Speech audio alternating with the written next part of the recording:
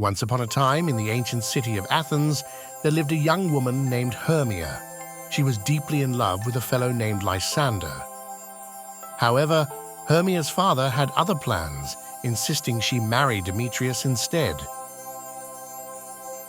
Now, Demetrius used to be quite smitten with Hermia's best friend, Helena, but his affections had shifted, leaving poor Helena feeling quite forlorn. Helena, still hopelessly devoted to Demetrius, followed him everywhere. To escape this sticky situation, Hermia and Lysander decided to run away. They planned to elope into the enchanted forest, hoping to find freedom and happiness there. Helena, hoping to win Demetrius back, spilled the beans about their secret plan. So Demetrius, hot on their trail, chased after Hermia and Lysander, and Helena, ever hopeful, chased after Demetrius. What a tangled web of love and longing! Deep within that very same forest lived the king and queen of the fairies, Oberon and Titania.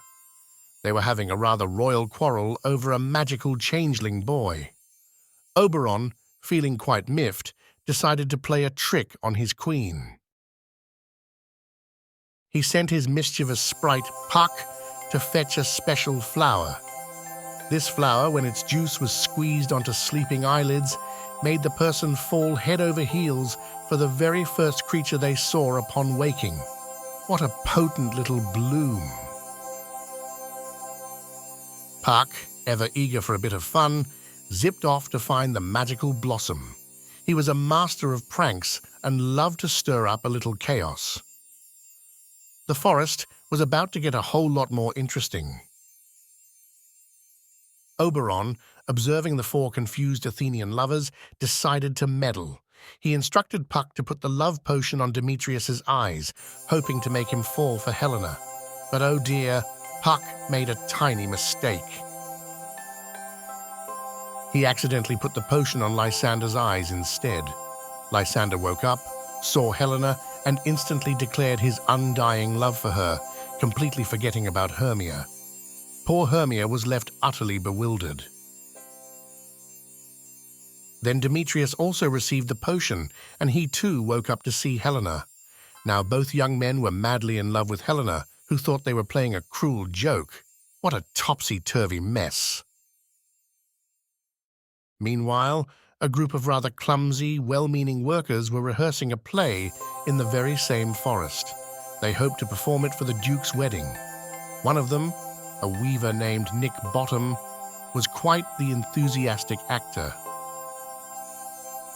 Puck, ever on the lookout for a good laugh, spotted Bottom. He decided to add a little magical flair to the rehearsal. With a flick of his wrist, Puck transformed Bottom's head into that of a donkey. Titania, still under the influence of Oberon's love potion, woke up and saw the donkey-headed Bottom. To everyone's astonishment, she instantly fell madly in love with him. She showered him with affection, much to Bottom's bewildered delight. Oberon, seeing the chaos he and Puck had created, decided it was time to set things right. He instructed Puck to undo the magical mischief. First, Puck removed the donkey head from Bottom, returning him to his normal self.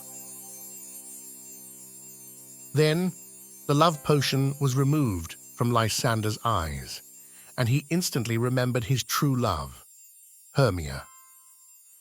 Demetrius, however, remained enchanted, still loving Helena. This meant everyone was now happily paired up, as they should be. The lovers woke up, thinking it had all been a strange dream. They returned to Athens, ready for a triple wedding. All the magical mix-ups were finally sorted, and true love, or at least a version of it, prevailed. Back in Athens, the Duke and his new Duchess were celebrating their wedding. The rustic workers, including a very confused but happy Bottom, performed their play. It was a hilariously clumsy and heartfelt performance. They acted out the tragic tale of Pyramus and Thisbe, but with so many comical errors, it was more funny than sad. The Duke and his guests found it utterly delightful, laughing heartily at the earnest efforts of the amateur actors. It was a perfect end to a day filled with love, laughter, and a touch of the absurd. The play, though silly, brought everyone together in shared amusement. As the night deepened and the mortals slept, Puck returned to the stage. He spoke directly to the audience, offering a final blessing. He reminded everyone that if anything seemed amiss, they should simply imagine it was all a dream. He promised to make amends for any offense, asking for their kind applause. With a final flourish, Puck blessed the house and the lovers within it, ensuring their happiness and good fortune. And so, the magical midsummer night came to a whimsical close.